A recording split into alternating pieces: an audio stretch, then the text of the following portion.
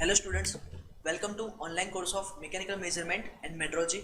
Myself Abhishek Trivedi from Mechanical Engineering Department at LJ Institute of Engineering and Technology. We are discussing system of limits, fits and tolerance as well as the gauging systems.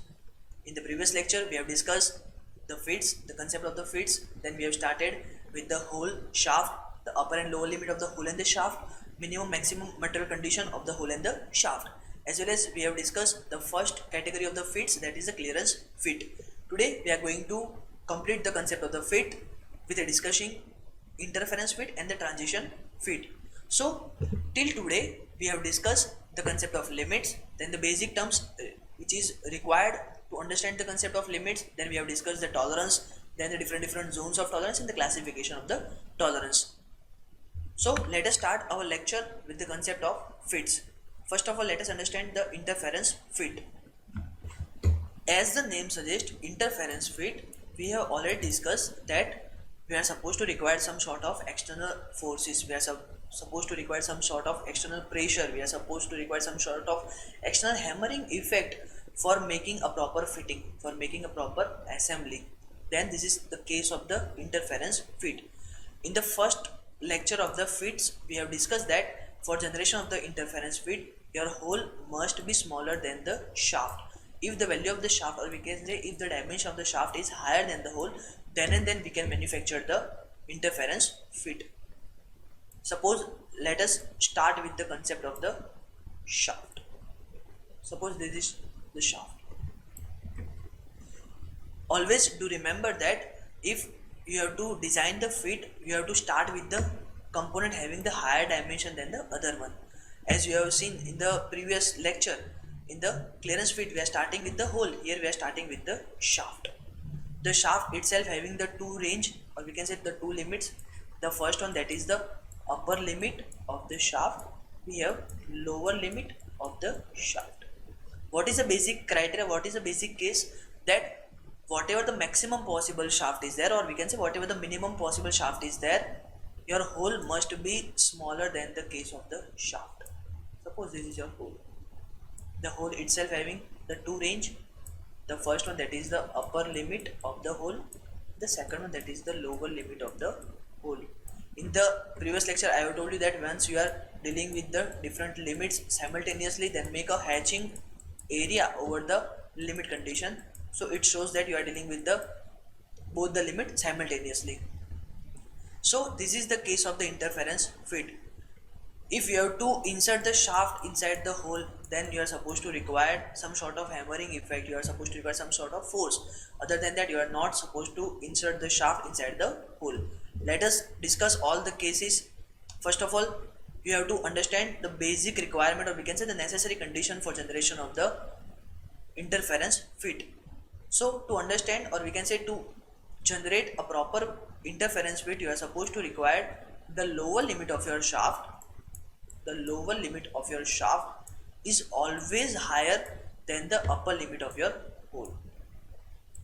If this single condition fulfill itself, then I can say that all the assembly of this particular hole and shaft component will generate the interference fit only. Now let us discuss each and every concept one by one. We are starting with the upper limit of the shaft. Suppose upper limit of the shaft matched with upper limit of the hole. From the figure you can check, as upper limit of the shaft is higher than the upper limit of the hole, it will generate the interference fit. Second, upper limit of the shaft fulfills, or we can say match with the lower limit of the hole. Again, this is the upper limit of the shaft and this is the lower limit of the hole. The shaft is already higher than the hole, then it will fulfilling the concept of the interference fit. The third category, we are discussing with the lower limit of the we are discussing with the lower limit of the shaft. Here this is the shaft with the upper limit of the hole. You can check from the figure, lower limit of the shaft which is already higher than the upper limit of the hole, it is fulfilling the case of the interference fit. And at the end, lower limit of the shaft with the lower limit of the hole, again it will fulfill the same case of the interference fits. Now understand the maximum and minimum interference. From the figure you can check the maximum interference is where the dimensions are very much extreme, then it is known as the maximum interference. I can say that highest dimensions possible for the shaft and the lowest possible hole will generate the highest interference because it requires the maximum force for all the assembly cases. So I can say that upper limit of the shaft directly concerned with the lower limit of the hole, then it will generate the maximum interference. Whereas in the case of minimum interference, where the shaft is least possible shaft and the hole which is the highest possible hole, then it will generate, this is u, this is upper limit of the hole, it will generate the minimum possible interference. So guys, do remember one thing, for the interference width, this is the basic condition. If the basic condition will fulfill, then all the cases will fulfill the case of the interference width, and this is the case of the maximum minimum interference.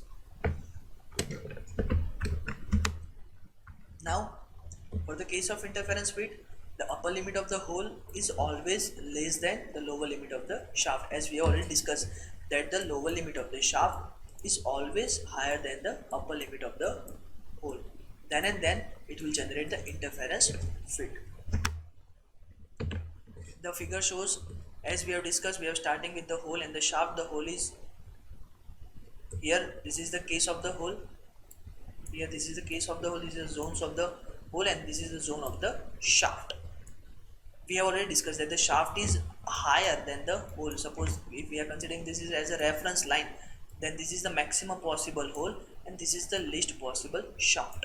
So always shaft is higher than the hole and we are supposed to provide the interference fit. The 3D image shows, or we can say the cross-sectional image shows that the shaft is higher than the hole.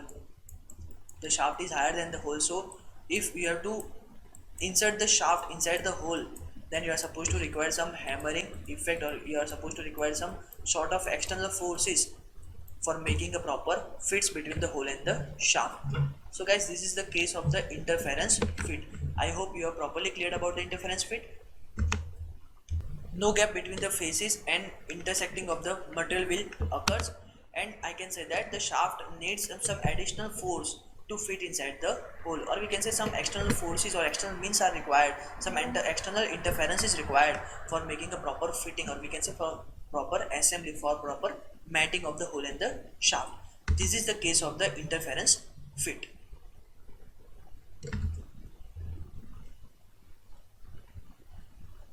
Now let us discuss the last case of the fit, that is the transition fit. As the name suggests, or as I have told you that the transition fit itself work as a clearance fit as well as itself work as an interference fit. The basic condition of the transition fit is that the upper limit, mark my word, the upper limit of any of the component must be fall in between the upper and lower limit of the matting component. Suppose I am discussing about the shaft, then I can say that the upper limit of the shaft must be fall in between the upper and lower limit of the hole. The same case, suppose I am discussing about the upper limit of the hole, then it must be fall under the limits of shaft, that is the upper limit of the shaft and the lower limit of the shaft. The upper limit of the hole must be in between the upper and lower limit of the shaft. Then and then the transition fit has been generated. So to remember the case of transition fit, you have to remember that if for any component, if the component having the upper limit which is in between or which is fall in the region of upper and lower limit of the matting component, then this is the case of the transition fit only. Now we are going to discuss with the pictorial representation of the hole and the shaft. We are going to discuss the cases of the both. First of all, let us start with hole. Suppose I have made up a hole like this. Here upper limit of the hole, here we are supposed to provide the lower limit of the hole. H has been written for the hole. This is the hole. Now I have manufactured the shaft like this. This is the case of the shaft. This is the shaft, this is the hole. Here this is the upper limit of the shaft. This is the case of lower limit of the shaft. Then what I am supposed to say is that here the upper limit of the shaft, mark my word, the upper limit of the shaft fall in between the upper and lower range of the hole, then this case is the transition fit. From the figure you can check here the hole is comparatively higher than the shaft. Once the hole is higher than the shaft, or we can say once the dimension of the hole is higher than the shaft, this is the case, basic case of the clearance fit. So I can say that maximum number of cases the assembly works as a clearance fit, but in some particular cases it will work as an interference fit as well. So let us start with the different combinations of the upper lower limit of the hole and the shaft. We are starting with the hole, and I can say that first of all let us start with the upper limit of the hole, upper limit of the shaft, case number 1. Upper limit of the hole, lower limit of the shaft, case number 2. Lower limit of the hole, upper limit of the shaft, case number 3. Lower limit of the hole, lower limit of the shaft, case number 4. These are the 4 basic cases. What we have to check? We have to check whether the hole is higher than the shaft or not. If the hole is higher than the shaft, then it is a clearance fit. If the hole is lower than the shaft, then it is a case of the interference fit. So from the figure you can check. First of all, let us check on the screen upper limit of the hole and the upper limit of the shaft. Here, this is the upper limit of the hole, upper limit of the shaft. From the figure you can check the hole is higher than the shaft. This is the basic case of the clearance fit. Case number 2, upper limit of the hole and lower limit of the shaft. From the figure, this is the upper limit of the hole, lower limit of the shaft. Again, the hole is larger than the shaft, case of clearance fit. Lower of the hole and upper of the shaft. Here, lower of the hole, upper of the shaft. You can check here, your hole is smaller than your shaft. We are considering all the dimension from this particular reference line in the upward direction. Do remember, we are just taking a simple cross-sectional partition view. Your hole in the shaft has been extended on the opposite side as well, but we are considering the single side. So in the case number 3, lower limit of the hole and the upper limit of the shaft. Here your hole is smaller than the shaft, your shaft is higher than the hole, then this is the case of the interference fit. And the last, lower of the hole and the lower of the shaft. Here this is the lower of the hole and lower of the shaft. Again, your hole is larger, or we can say higher than the shaft. It is the case of the clearance fit. So as I have told you that from the figure you can check hole is always higher than the shaft, then it will generate the clearance fit. And in the different cases we are finding the clearance fit maximum, but in a single case we have the interference fit as well. So for the same assembly we are supposed to find the clearance as well as interference fit, then we can say that this is the case of the transition fit. Now let us discuss the second case in which we are starting with the shaft. Suppose we have designed the shaft. Once again, the shaft itself having the 2 range. Here I can note it as a shaft. This is the upper of the shaft. Here this is the lower limit of the shaft. We have designed a hole. From the basic condition, your hole having the upper limit which is fall in between the upper and lower of the shaft, and this is the lower limit of the hole. This is the case of the hole. From the figure you can check, make a proper hatching because we are dealing this simultaneously with the limits. From the figure you can check your shaft is higher than the hole dimension. This is a basic case. We have discussed that if the shaft is higher than the hole, then it is a case of interference fits, but in some cases it will work as a clearance fit as well. Start with the first, we are note down the different condition, then we are discussing each and every condition. Start with the upper limit of the shaft, deal with the upper limit of the hole. Again, upper limit of the shaft, lower limit of the hole. Then lower limit of the shaft, upper limit of the hole. Then lower limit of the shaft, lower limit of the hole. So let us start with the first one. We are dealing with the upper limit of the shaft. This is the upper limit of the shaft and upper limit of the hole.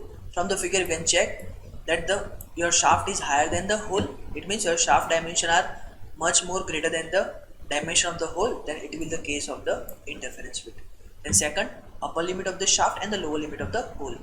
Check from the figure, upper limit of the shaft and the lower limit of the hole. Again, your shaft is higher than the hole, it is the case of the interference fit. Third case, lower of the shaft and upper of the hole. Here, lower limit of the shaft and the upper limit of the hole. Now you have to make a proper attention over here. Lower of the shaft and upper of the hole. From the figure you can check that if we are dealing with the single dimensional system, then your hole is higher than the shaft. If the hole is larger than the shaft, it will generate the clearance. And the case number 4, lower of the shaft and the lower of the hole. From figure, this is the lower of the shaft and the lower of the hole. Again, your shaft is higher than the dimension of the hole, then it will generate the interference fits. So from these two cases, you can understand that the transition fit means the fit work as a simple clearance fit, but in some cases it will perform as an interference fit as well. The transition fit means the fit work as a simple interference fit, but in some cases it will work as a clearance fit as well.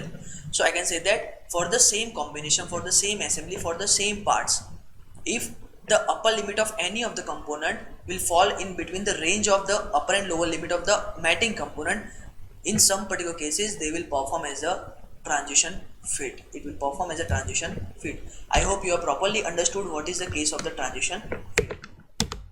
Now check on your screen that the transition fit is the diameter of the largest permissible hole is always greater than the diameter of the smallest shaft. This is the basic case of the transition fit.